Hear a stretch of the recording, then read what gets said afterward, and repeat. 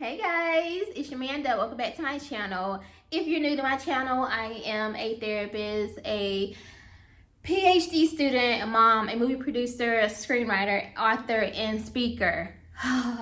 Yes, if you've been following me for a while, you already know I have a busy lifestyle, and I just added something to just make me even more busier, which is become a full-time PhD student. Officially, I just finished my first week, and that's what this video is all about. Today I'm going to share with you guys what my first week was like, and I'm going to give you guys the 5 tips and strategies that I use to successfully get through my first week as a PhD student. So check this out. If you're a student, if you work a lot, if you have like a lot of different things you're doing, these tips would help you, trust me. Before we get started on the tips, I want to take you guys just a little bit through my week, just as a little bonus, so you guys could see what my week was like. All right, see you guys on the other side. So I had just looked at my syllabus and my mind was blown. Like, what? Halfway through the week, my first magazine cover was released. So I was super excited. And of course, despite my schoolwork, I still had to make time to vlog for you guys. Say thank you. Hey guys, so it is now Saturday. I am painting my nails, and what I have to do. I'm sponsored. Yeah, I am. See, I can't even talk. I'm doing a sponsored post for a chip company today. So I gotta get my nails looking decent. I mean, I'm just saying. And of course, I'm vlogging some content for you guys.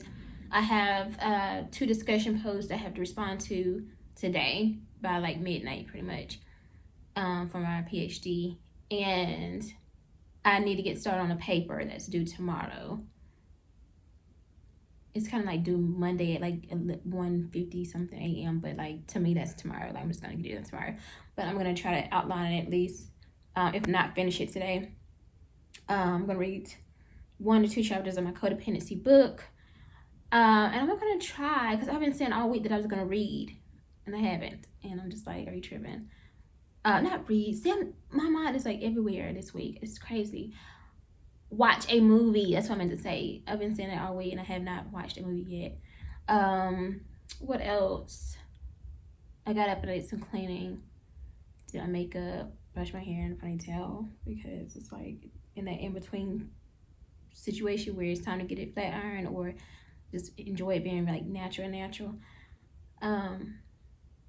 Yesterday I had a meeting with my distribution consultant about my movie, and then I had to send emails to production company I'm working with, and my distribution consultant linked me with this new producer guy. He's actually sold scripts and stuff to like Lionsgate, so he's like real connected. Like, what? I'm like, okay, now it's all about expanding my network. Like, I don't have to just work with people who look like me, first off, and I don't have to just work with people who like I already know or I've heard of. Like, no, like I need to expand my network. Atlanta is really huge. I need to really work with the right people and get to know a lot of people. You know, I'm not about to put myself in a box. I'm not doing it. So yeah, like this week has been crazy so far, but tomorrow I'm gonna do the full vlog for you guys and tell you guys what I have learned my first week of my PhD program and the time management skills I'll be using. Since I know kind of what it's like now, I'm going to tell you, break it down, like what can be helpful for you. So I'll see you guys tomorrow in the next clip. Y'all, I literally had to stop and admire my real nails. I am still in shock. Like, these are my real nails. Really proud of myself for really focusing on my codependency. Just a little behind the scenes of what my little study session looks like. Yes, I sit on my couch at night and do homework, literally all night. Posting these little like things really help me stay focused and motivated. Yay, week 1 completes. Hey guys, welcome back. So as you can see, I had a really busy week and I feel like I left some stuff out. I did some like wake ups and like early morning vlogs, but like I guess I deleted them somehow. But anyway, it was a really interesting, busy week. I do a live like kind of speaking engagement type thing on every Thursday around 7. So I left that out. You didn't see that. And there was just some other stuff that I had to do. Of course, being a mom, I don't put my children on social media too much, but and they're like teenagers, they don't like to be on camera like that. But you know, all the things that come with that. So there's a lot that I left out. But I want to get to the nitty gritty of this vlog and share with you guys the 5 things you can use that I learned this week that you can use to help you get through a busy week, or if you have a super busy schedule. All right, the first thing I would suggest is use time blocks. Now, if you watch any other video, they'll tell you the same thing, but I'm telling you, it works for me. I have an agenda book, and I use it religiously. I've always used it, but it really came in handy this week. So using time blocks is literally blocking out like an hour block at a time, for example, right? So I might say I'm gonna wake up at 9. From 9 to 10, I'm gonna pray, brush my teeth, wash my face, and do my makeup, get dressed, whatever. That's that. Then from 10 to 11, that's my time to either get up and work out, eat breakfast, whatever, or combine those things. And then I might say, okay, now from 11 to 12, that's gonna be like a meditation time. It's kind of time to wind down, relax a little bit. And then from 11 to 12, I don't know if I said that or not. But anyway, you get the point. Like, you're gonna like literally use time blocks to like map out your entire day. And the main thing with that is staying consistent. If you say that you're gonna do something that within that hour, you can do that. You cannot get distracted. Like, I have people that's been calling, texting, wanting to talk. I'm like, no, I can't. Like, I can't. I know if I get on the phone, that 10-minute call gonna turn to an hour. Oh, that's the other thing. I think I might have mentioned it, but like, I had like Zoom meetings with my like producers and like consultants, because I'm producing a movie right now. So like, it's certain things that like, if they're not on my schedule, like moving forward, like I'm not doing it. Like, I'm sorry, like I'll have to add it to the next week. But you have to be that consistent and that disciplined in order to get through effectively. All right, the second one I would suggest is to plan your week ahead. So what I did was on Sunday, I kind of already had made my time block schedule.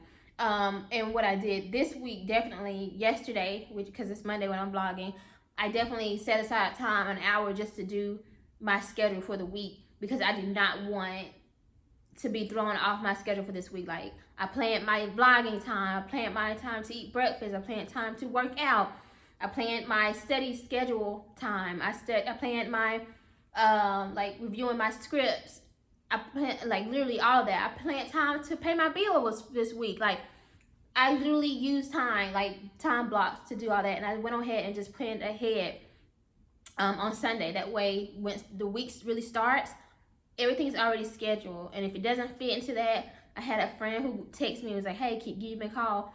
I'm sorry. Like, I was like, I can't. I got responded, but I was like, I can't, because it's not in my times. And I know that sounds like far-fetched and like doing too much, but like, you really have to like be that disciplined. And people don't understand what it's like to do a Ph.D. And if you're in grad school, you're doing Ph.D., anything like that, or you're in med school, you get it. Like, you get it. Like, people don't understand, like, this stuff is tough. So do you, boo. Like I said, go ahead and schedule ahead of time. I'll recommend Sundays before the week gets started. That's what works for me. So try that out. So plan your week ahead. All right, the third one I would suggest, this is pretty easy and quick, but I would say focus on one day at a time. You've already, if you followed this already, or if you follow this, you already decided to use time blocking. You use your Sunday to schedule your week ahead. Well, now let's say you're midway through the week, like it's like Wednesday, right? And you're like, oh, you know, maybe let's say, for example, you get finished with everything on Wednesday ahead of schedule, which you should. Anyway, things happen. Let's say you get some free time. Well, don't jump ahead. I know that sounds crazy, but like, literally allow yourself grace, because you like, Thursday could be like crazy. Something could happen all of a sudden. Well, Wednesday, when you had extra time, then you could have used that time to just relax or whatever. I would say if you're gonna do anything, use it for self-care time. Don't like do extra stuff. Most people probably would not agree with me, but I'm a therapist. I'm all about self-care and like not overwhelming yourself. Use it for self-care. Use it to get extra rest. Use it more family time or something like that. But I wouldn't Like, hey, I'm gonna read an extra chapter today, or I'm gonna spend more time on this paper today. Like, no, if you've already set aside time to study and work on that assignment for the next day or whatever, you'll get to it that day. Like, that's just my opinion. If you disagree, if you would do something different, leave me a comment below. I'd love to hear your feedback. Like, I'm not, like, just let me know what you think. But that's just my suggestion.